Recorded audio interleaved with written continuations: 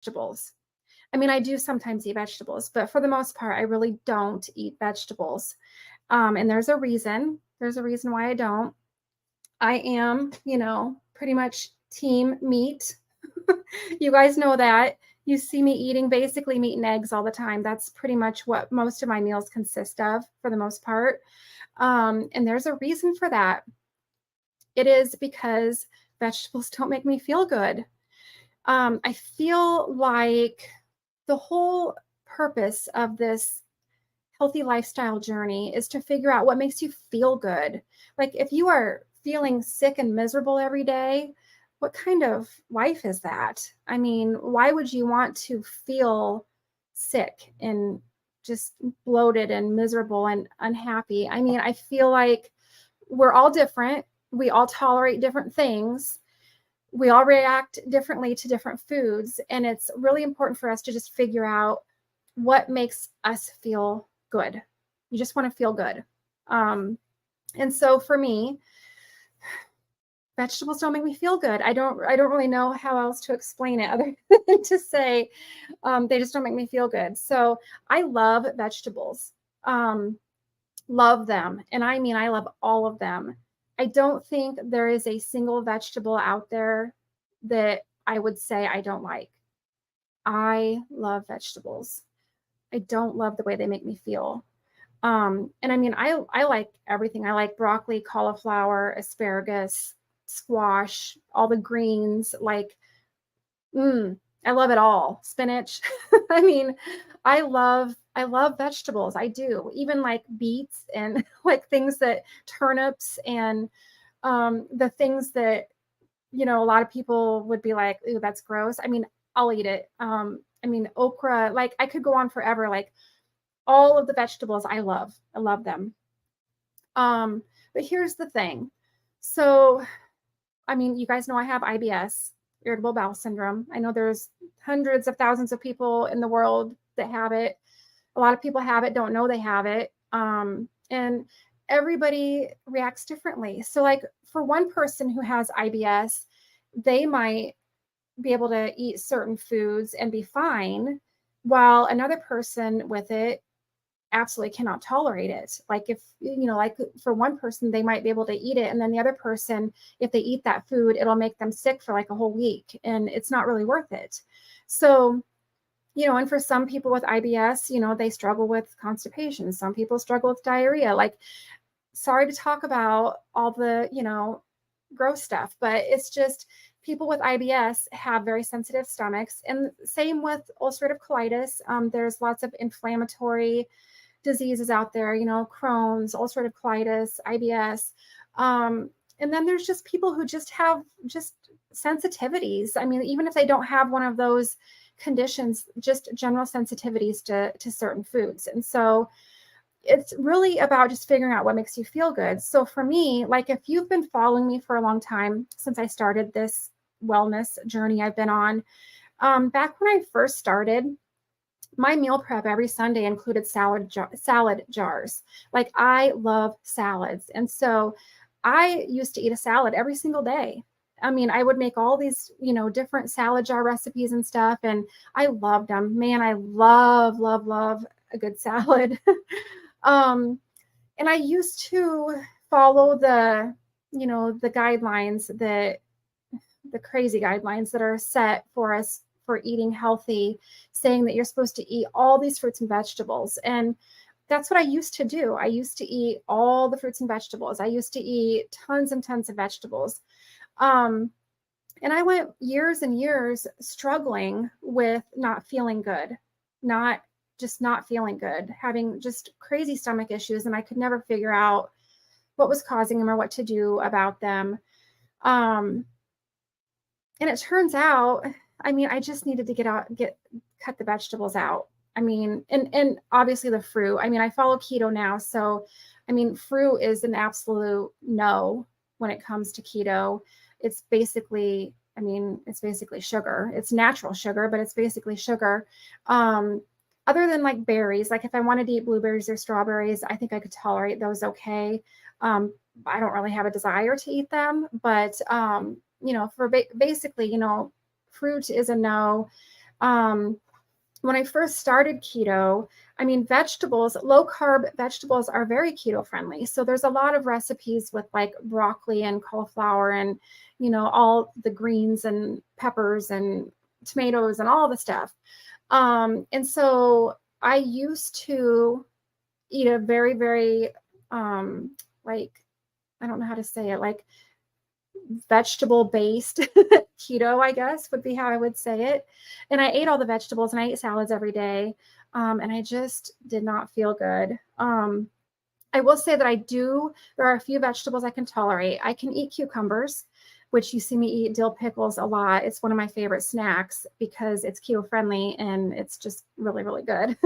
um, I can do green beans. I can do some tomatoes.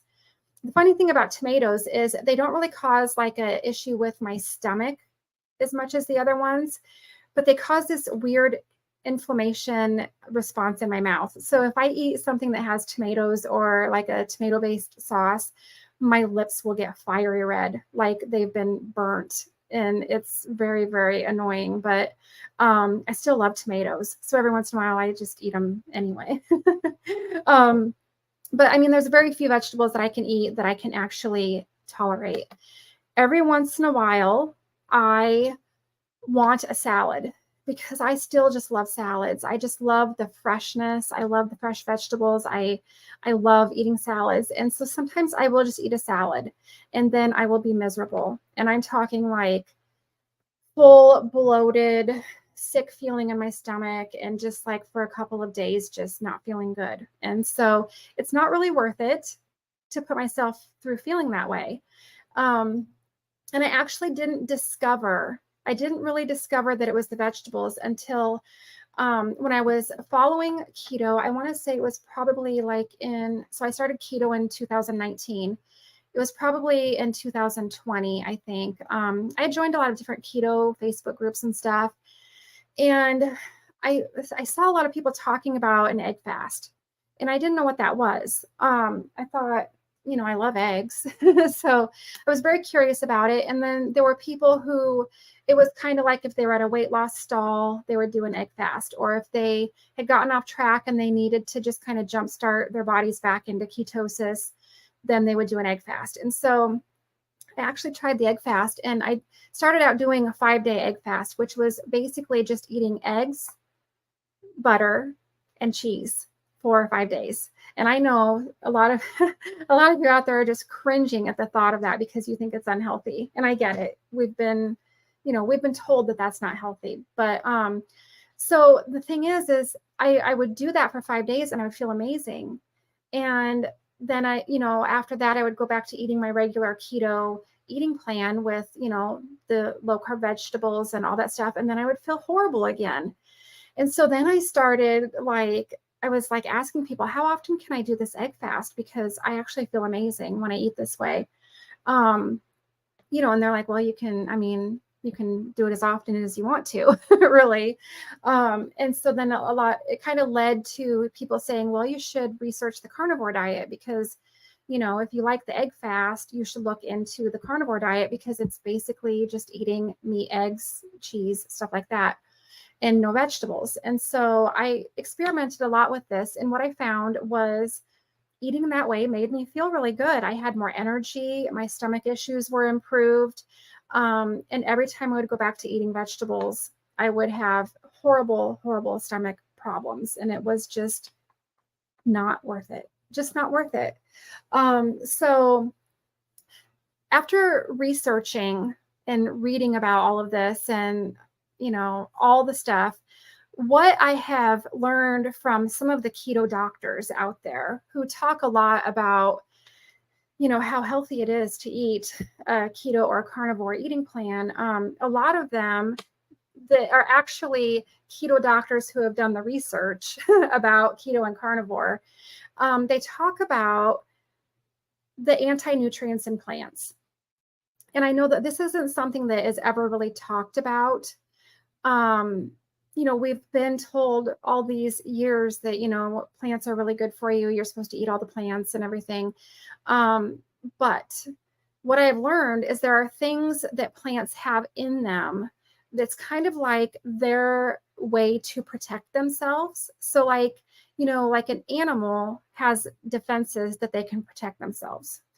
And apparently what I have learned is that plants have defense mechanisms as well. And they're kind of intended to they're intended to kind of keep like other things from eating them. Like you know, if they don't want like bugs or like things like that to eat them.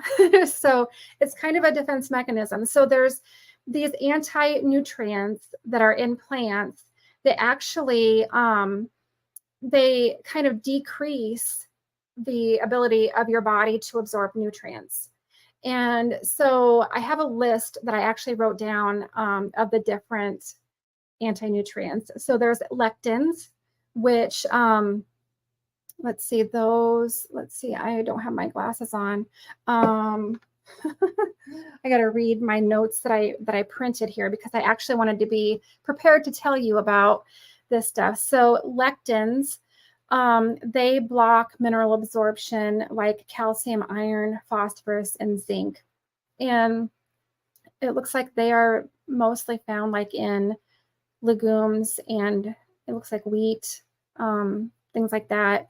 There's phytates, which block mineral absorption for iron, magnesium, calcium, and zinc.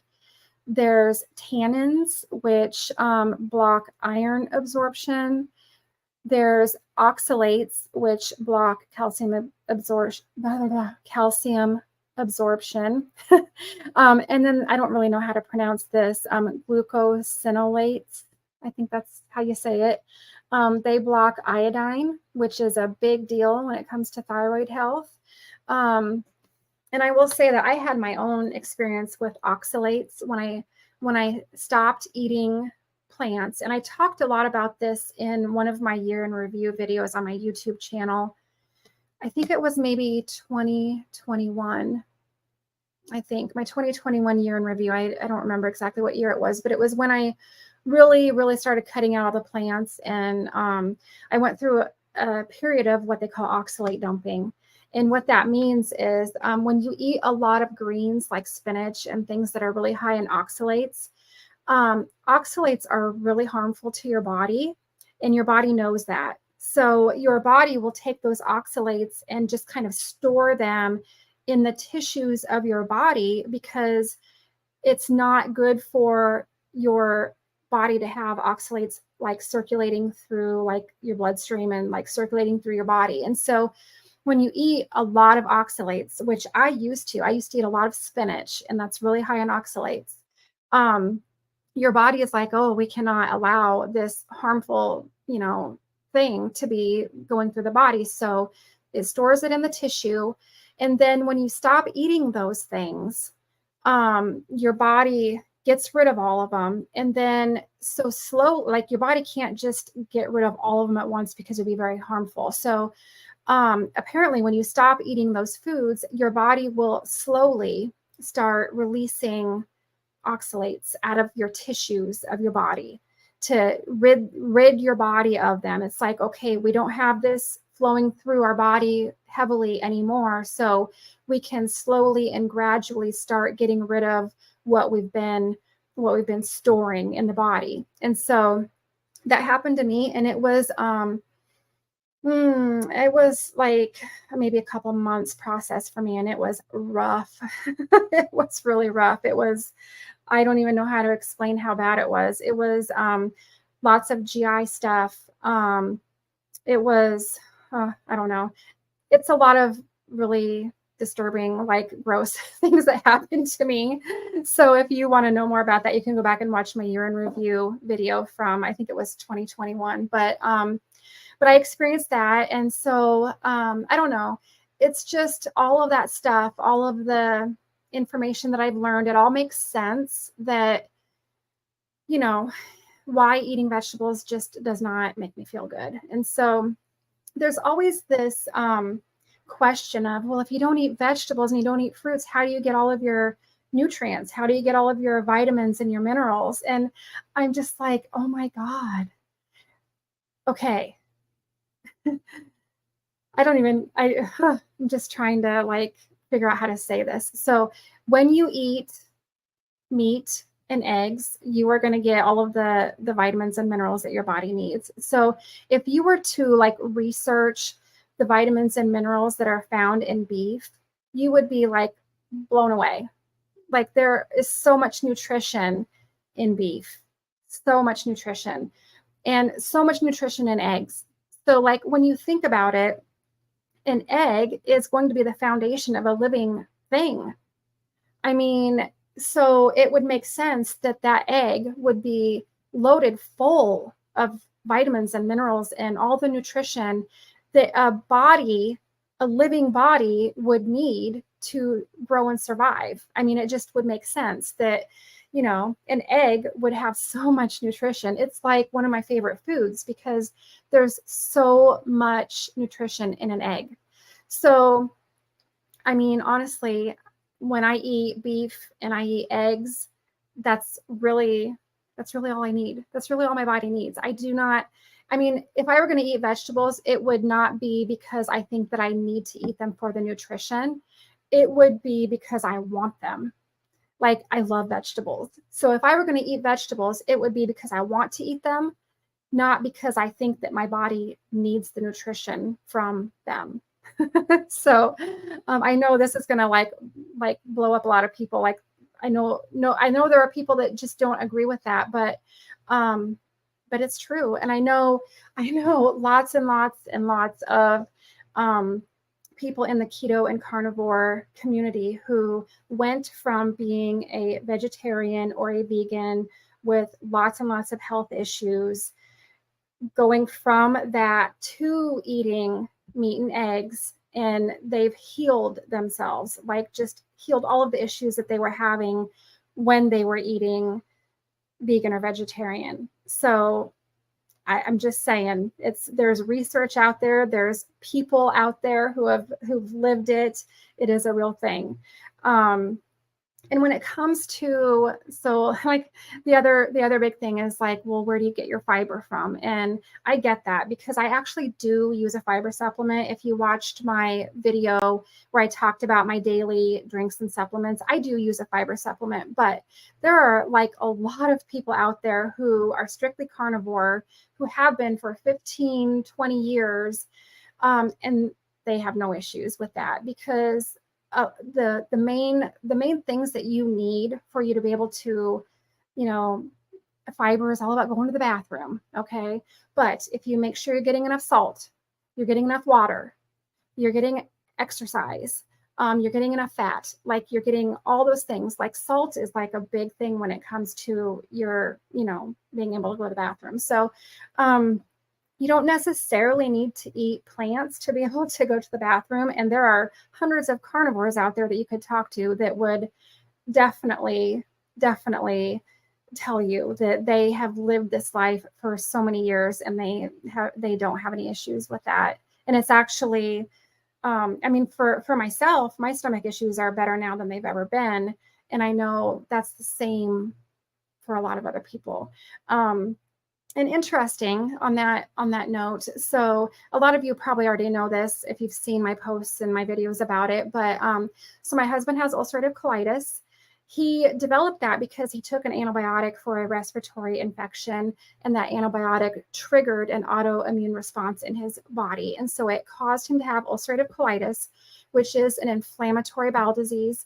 It never goes away. There's no cure for it. The only cure for it would be to remove your colon. So he's on medications for life.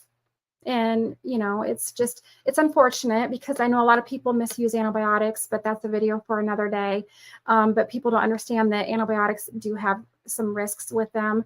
And so for him, that is, you know, one of the things that happened to him, that he ended up with this disease. But, so very interesting. For years and years and years, I mean, I can't remember how long it's been since I don't even remember when he first developed it, but it's been a lot of years. And so he struggled a lot with, stomach issues. And so one of the things that his gastroenterologist told him when he first found out that he had it was, stop eating vegetables, stop eating fruit, stop eating anything that has fiber in it.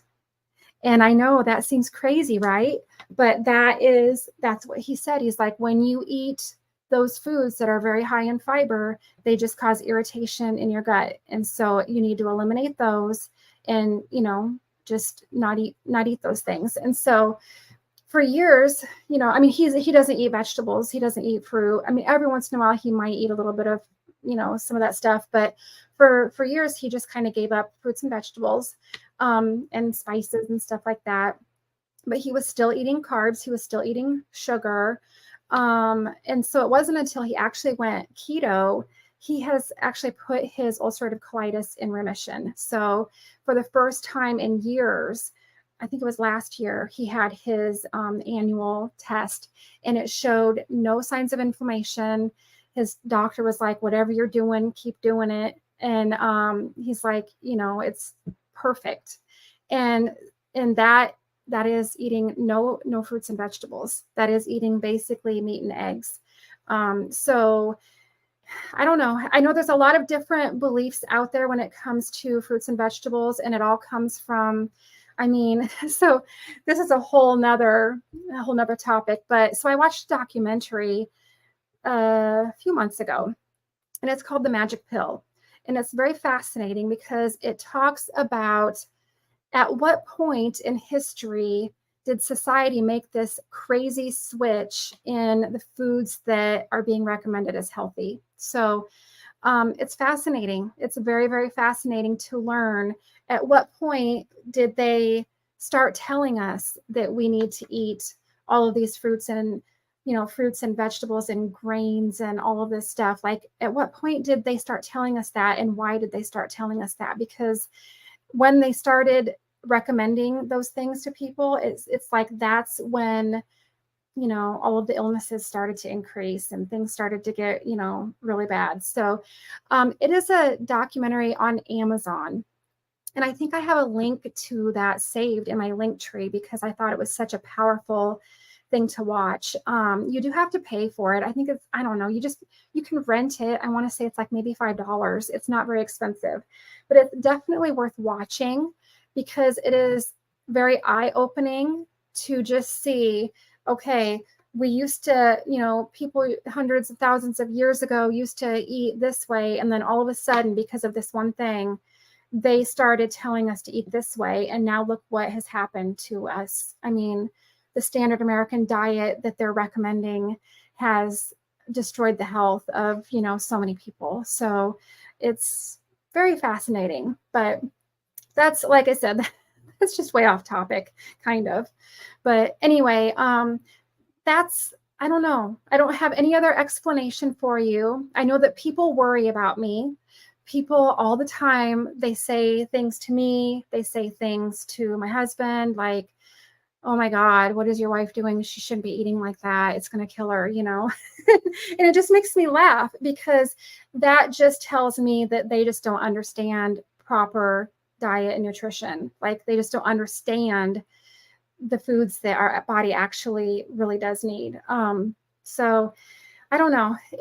I just want to say, don't worry about me. Don't worry about me because my health is really good right now.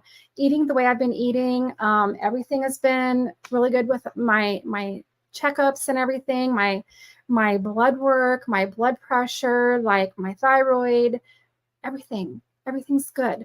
And I say that I feel so good now because of the way I eat.